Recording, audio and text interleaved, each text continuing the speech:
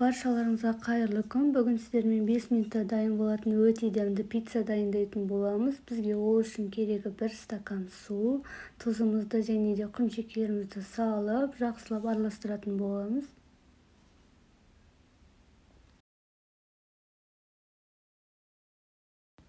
Енді 3 ас қасық пісте майымызды құйып, тағы да араластырып аламыз.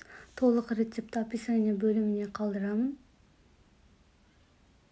Енді ұнымызды жай-жайдан салып, қамыр илейтін боламыз. Қамырымыз жұмсақ болуы қажет.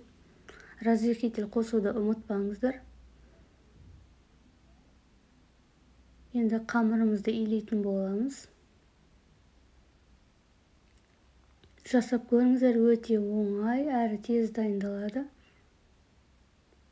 Біздің қамырымыз дайын. 5 минутқа қалдырып қоясыздар. Оған дейін начинкасын дайындаймыз. Қамырды екіге бөліп чұқа етіп жасасаңыздар болады, немесе бір үлкен қылып жасаңыздар. Осылай майонез кетчупымызды жағып шығамыз.